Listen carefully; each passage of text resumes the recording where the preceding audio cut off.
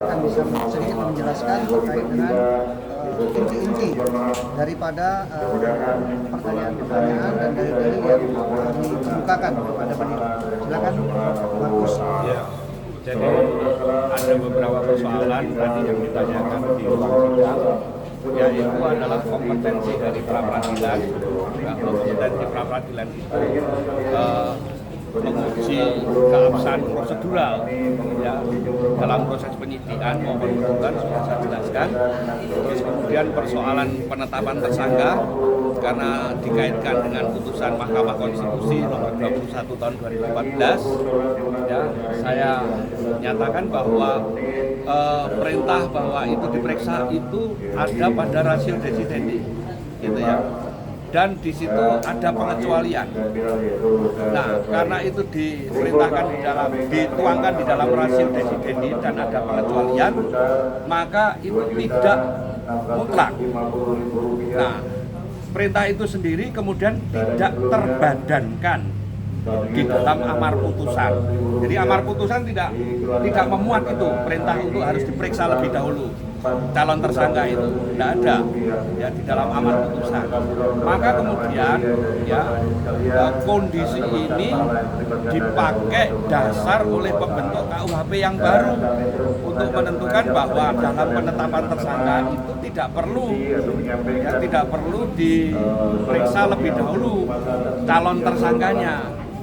Bahkan ini dipertegas di dalam pasal 92 ya, jika penyidik ingin untuk mendapatkan tersangka itu ya, tersangka itu ditulis dengan huruf T besar, itu artinya tersangka dalam pengertian ya, pasal 1 ya, interpretasi otentik ya, yang dituangkan dalam pengertian tersangka pasal 1 ya, itu bisa minta bantuan masyarakat, bisa minta bantuan media.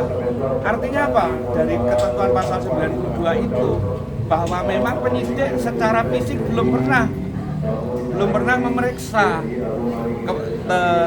tersangka gitu loh. Maka kemudian bisa minta bantuan untuk mendapatkan.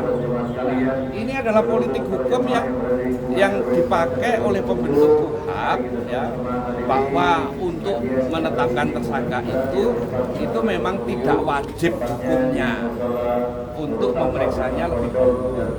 Tadi ditanyakan, itu ada pasal 91 harus menghormati hak asasi manusia dan lain sebagainya. Lah, sesuatu yang ideal itu memang baik untuk dilakukan. Kalau memang tersangkanya itu diperiksa, ya harus menjalankan prinsip praduga tak bersalah, harus menghormati hak asasi manusia. Itu wajib dilakukan. Ya, seorang penyidik itu kondisi yang ideal. Kan baik kalau tersangkanya diperiksa, tapi kalau tersangkanya tidak bisa diperiksa atau tidak mampu untuk dihadirkan oleh penyidik, apakah penyidik bisa menetapkan tersangka? Bisa, dimungkinkan, dan itu tidak melanggar undang-undang gitu loh. Ya, pasal 90 itu seperti itu. Dasarnya hanya didasarkan pada dua alat bukti.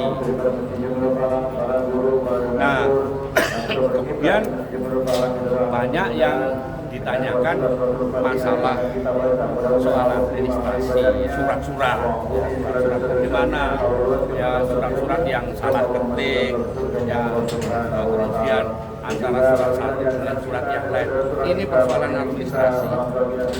Jadi memang di dalam proses penyidikan itu ada banyak sekali perbuatan administrasi. Kesalahan dalam pembuatan surat administrasi itu tidak kemudian menggugurkan keseluruhan proses dalam penyidikan tadi. Penyidikan itu kan mengumpulkan alat bukti, membuat terang tindak pidana yang terjadi dan menentukan tersangkanya, kan prinsipnya seperti itu. Yang kemudian tidak membatalkan itu, yang diperbaiki ya kesalahan administrasinya saja bisa diperbaiki. Prof, itu yang tadi saya jelaskan sebenarnya.